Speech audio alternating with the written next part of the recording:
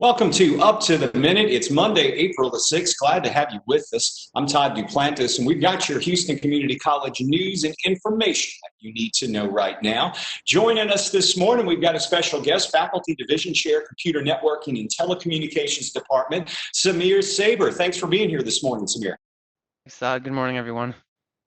But first, we're going to go to my co-host, Brittany Pacheco. Good morning, Brittany. I hope you had a good weekend. Good morning, Todd. It was a weekend, let's just say, but we're home. We're home. That's right. I know life hasn't gotten back to normal yet. We've got some important announcements, which we mentioned in social media if you were prior to watching the show. But these announcements, something that all our faculty, staff, and students need to know. Starting with graduation, we've had a lot of questions about the spring graduation. Is that going to happen? What's going to happen with it? Well, yes, it will happen in a different way. Brittany, you want to tell them? Yeah, absolutely, Todd. Thanks. So students, you all have been asking about spring graduation, and we just got the news that our actual physical commencement ceremonies are canceled. However, there is an alternative, Todd, and that's going to be virtually done. Right. And I have been working with the graduation committee and been taking part in a lot of their meetings, and we're moving in that direction. A lot of special things planned. All the details are being worked out, but I do believe we have a date for it, May the 22nd, it looks like. So we will be having a graduation ceremony, not a physical one. If you're planning on graduating, you can do two things. You can take part in the virtual graduation, but from what I understand, Brittany, they're also going to let our students walk when we have the winter graduation at the end of the fall semester as well. Yeah, you are absolutely correct, Todd. So we all know that graduation is a rite of passage for all students. You work hard, you want to cross that stage, you want your family to be there to see you achieve this accomplishment. And it means a lot to students. So yes, you have one or two options. You can participate in the spring virtual commencement ceremonies, which again is going to be on May 22nd. More details are to come. Or you can participate in the fall commencement ceremony. That way you can actually physically walk. You can invite your friends and family to be there to support you. But it's entirely up to our students. So those are the two options that are available at this time. So as Brittany mentioned, more on that coming, and we will put websites up so you can still register for the graduation if you haven't done so. But we are going to have a commencement. It'll be online. More on that to come. Another thing, too, is a lot of folks have been asking Brittany about our registration process. What's happening with summer registration? Will the summer semester take place? You know the answers on that? I do know the answers on that. So again, students, as always, we don't always have the answers immediately when you ask us these questions in regards to summer graduation or summer registration, but we do now have those answers. So yes, summer registration will be taking place this Wednesday. Again, this Wednesday, which is April the 8th. Originally was going to be done today. However, we had to push it back just a couple of days because the reason why is we are going to be offering all of our summer classes online. So our administrators needed some time just to move things along, but that's why we're pushing back the online registration date for summer 2020. So yes, you can still register for summer 2020. It just won't be until Wednesday, April the 8th. So some takeaways there, of course, the registration starts on April the 8th, which is Wednesday, and all of our classes this summer for the sessions will be online. Will we be back in the buildings in the fall? That is still to be determined. We're all hoping so, but we're just trying to change things as we go, as we get more information to make the best decision for you, to make sure we're all kept safe throughout this crisis that we're going through right now and this different way of living online.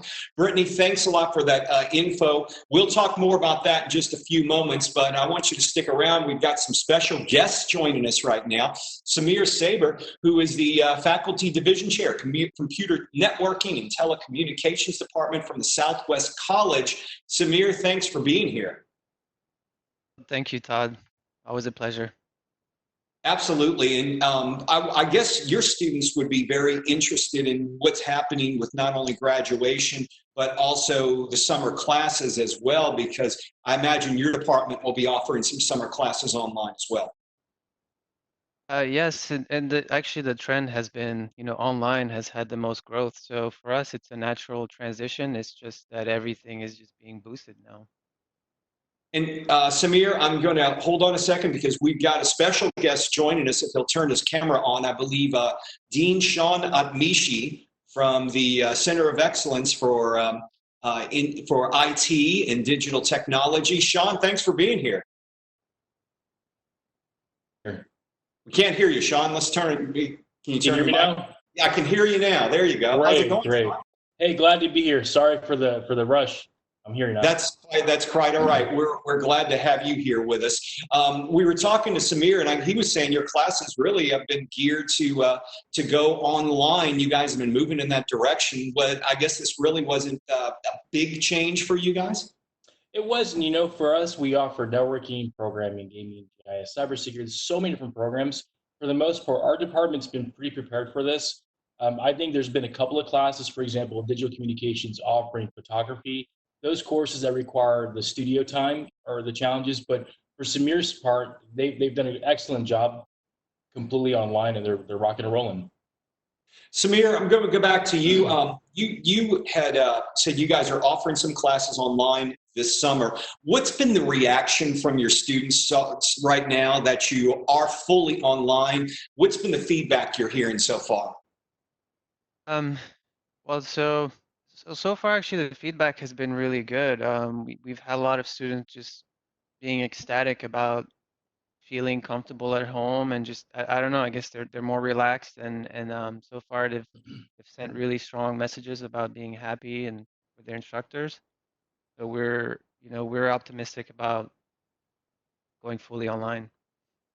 The courses that you teach, we're talking IT, computer networking, and telecommunications.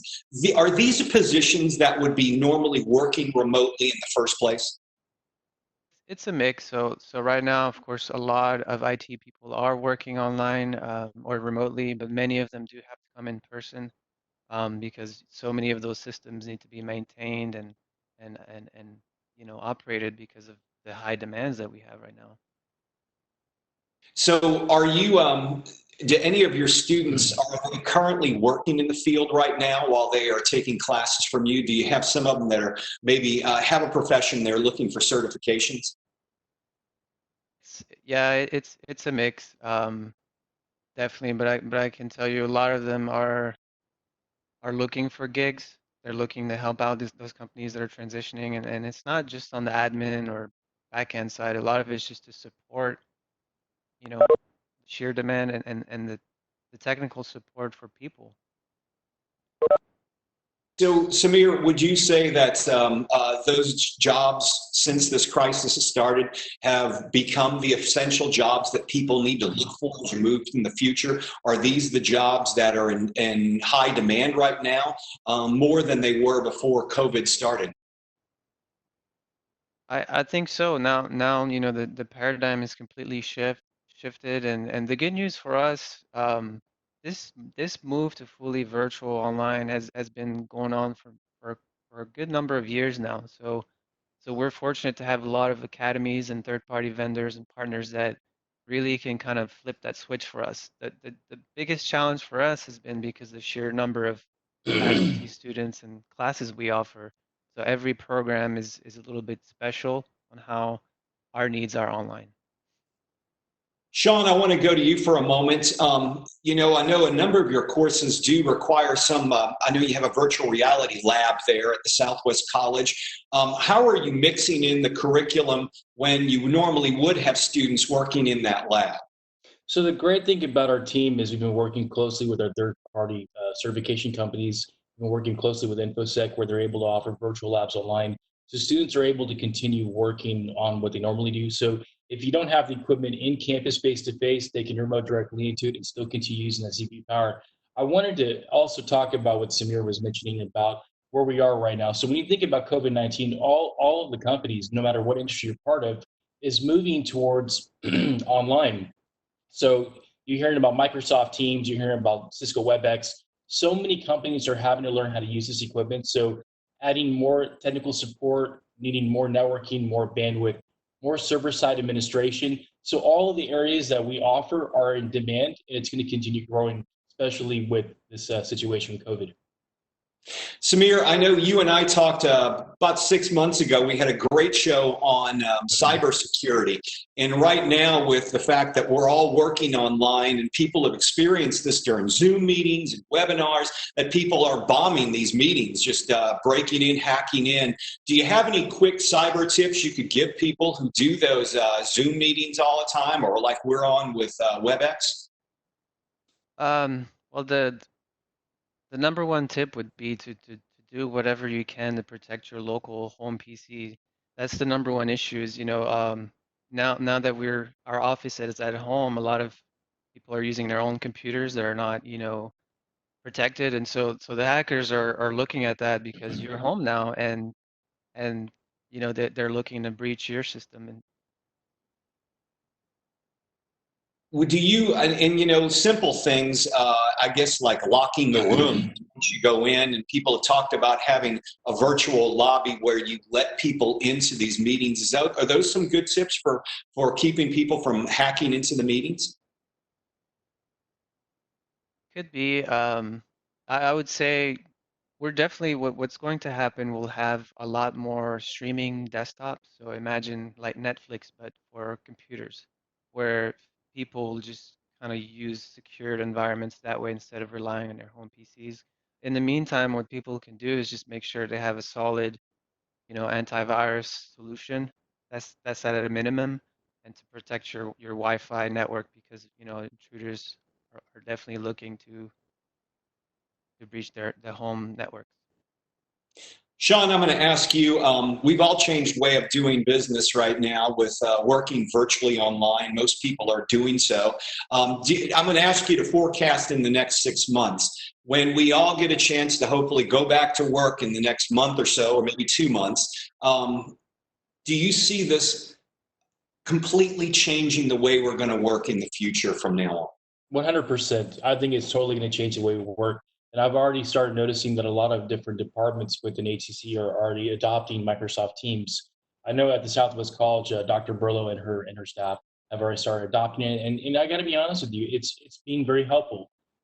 Having a centralized environment to be able to put all your files and have everything there, it's great, number one.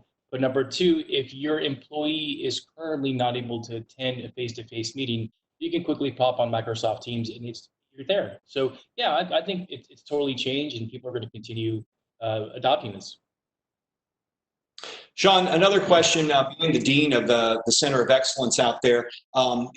In order to get faculty online, I understand before there was a 6-week training course for Canvas. We had to accelerate that into like a week and a half. What were some of the challenges? I know you guys were far ahead of the game, but were other departments bringing you in for your expertise to help them get their teams up to speed? Right, I got to be honest, during this time, it was like one giant family. Everybody was really supporting each other. We assigned mentors for faculty that had never been able to use Canvas before. I'd also like to mention that there's a lot of third-party resources, kind of like lynda.com, that we're using to be able to help out with the learning management system. District did a great job. Online department did a wonderful job. Tim Snyder, he was awesome and really supported everybody else. And I'd say for the most part, it was pretty smooth sailing. There was progressions. Every week we had reports on where we were. And I can say right now that we're fully 100% online. What is your first impression over the first week that's just happened of delivering courses online, not just from your department view, but from the college as a whole? From what I've heard, it's been pretty mostly positive for the most part. There's been a couple of hiccups here and there, but for the most part, everybody did really great. I mean, it was A plus, according to Dr. Perez, and I would have to agree with her. It really was an A plus. If I may comment, I really want to, I don't know, give a shout out or praise our IT group. They've been working really hard. This is not an easy task by any means to have that many users kind of just on Canvas and using WebEx and not just that, but for them to have made WebEx available for many months ahead of time, and having Teams is, like Sean said, is an amazing tool.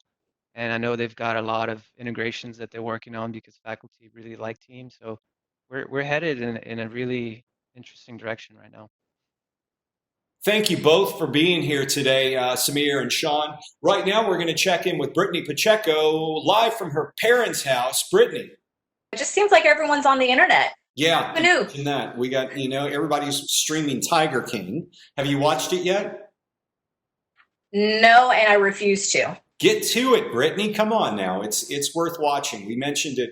It's my number one choice for streaming. I was not a fan at first. I thought, what's this all about? I watched the first episode, said, I'm not watching anymore, but I stuck with it. I'm glad I hung on because I'm hearing there's a new episode they're going to release this week, so you still have time to watch before the new episode comes out. I will think about it.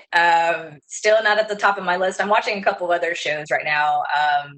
But yeah, you and a couple of other people from work have been saying to get on the bandwagon with Tiger King, but yeah, we'll see. We'll see. Yeah, well, it's worth the investment in time. We at the top of the show, we mentioned a couple of things. I want to cover on those real quickly in case folks missed it because we picked up the live stream again right now. But we made an announcement about graduation. If you're planning on graduating in the spring, it's still happening, but not in the traditional way. Brittany? That is correct. So unfortunately, because of the fact that we're not back in actual physical buildings and due to, the ongoing ever-changing updates about coronavirus, HCC has decided to cancel the physical commencement ceremonies for this spring. However, there are two options available for our students. One is that you can participate in the virtual commencement ceremony that's now going to take place on May 22nd. We don't have all the details on that just yet because it is still being decided upon and what have you, but as soon as we get information, we will be sure to share it with our students, especially on social media. So be sure you follow all of our pages and you'll have the latest information. The second option that students have, because we do understand that commencement and graduating in general is such a rite of passage, and you want to be able to cross that stage and have your friends and family there to support you and see you walk across that stage. So spring graduates, you have that other option of participating in this fall's commencement ceremonies, which again, we don't have all the details as of yet, but we will once, as soon as we hear back from college administration. That's right. So you have two options. One of them, graduate virtually, or you can walk in the fall if you want to take part in a physical graduation. We welcome you to do that. So there are options available. We're trying to move on. And a lot of folks, a lot of students have been asking about whether or not we're going to have classes on over the summer. Yes, we are. Registration is about to take place later this week. Absolutely, yes. So originally we were going to open our summer registration today. However, the decision was made recently that all of our summer courses are going to be offered 100% online. So that meant that all those courses had to be moved from the usual in-lecture courses to being online. So we needed a little bit more time to make that transition. However, we are opening registration this Wednesday, April the 8th, for all of summer 2020 registration. And you can go online to check out those courses by going to hccs.edu/now. That's right. Graduation taking place the 22nd. Courses for summer registration happening on Wednesday the 8th. We will be having courses for the summer sessions, and they will be taught online. It seems like every week someone's asking, when is this going to end? We just don't know. So we're planning accordingly. And right now, the best plan we can have are offering our courses online. And this may change, Brittany, but we just don't know right now. And you're right. And I know ideally taking online courses is not for everyone. I completely understand. Lots of people are definitely they definitely do better in the classroom, person to person. They can ask those questions quickly and what have you. But unfortunately, this is a situation that we're in. And it's not just HCC, it's everyone. It's affecting every institution around the world. So this is the best that we can obviously offer to our students at this time so that you can continue your education. Granted, yes, it's not in the ideal teaching method, but you still have that opportunity. And I'm sure for many of our students who are taking full-time classes, 4, 5, maybe even more, this is a lot. This is a lot, especially when you have kids, when you're trying to maybe work from home. It's a lot, but you all are going to succeed. And we have an enormous amount of resources available for our students. If you go to the hccs.edu/COVID-19 students, that's our student resources page available to you. It has anything from testing questions, financial aid, FAQs on different departments, but also you can go online to ask questions. You can go to our virtual lobby, and you can access that by going to the HCC homepage. It's also at the very bottom of the page. It's like a floating bar. It's a button, a blue button that says virtual lobby, excuse me. But it's also in the green bar at the very top. So if you have any questions or concerns, you can fill out that form and you'll hear back from a team member as soon as possible. Absolutely. Brittany Pacheco at your house from the Nerd Room. Thanks for being here on the show. And thank you for joining us. We appreciate you coming back to the show, especially after we crashed in the first half. We try to avoid those things, but hey, that's just the internet these days. That's just kind of the way things roll. But either way, we'll be back at 1 o'clock today. I'll have some special guests on. One of them is Benjamin Escobar, who is an HCCTV part-time videographer and production specialist. More importantly, he's a filmmaking student at Houston Community College. He's got a great story. His family is originally from Honduras. They own a restaurant, Brittany, and they are trying to struggle through these times like many small restaurants to keep their business afloat. So he's going to give us a perspective from his parents' point of view with the restaurant. He'll be on this afternoon, and we'll have a visit from Michael Garfield, the high-tech Texan. He'll be in with some tips for you as well. So thank you for being here with me on Up to the Minute. Thanks, Brittany. Thanks, Todd. Y'all have a great rest of your day. We'll see you next time.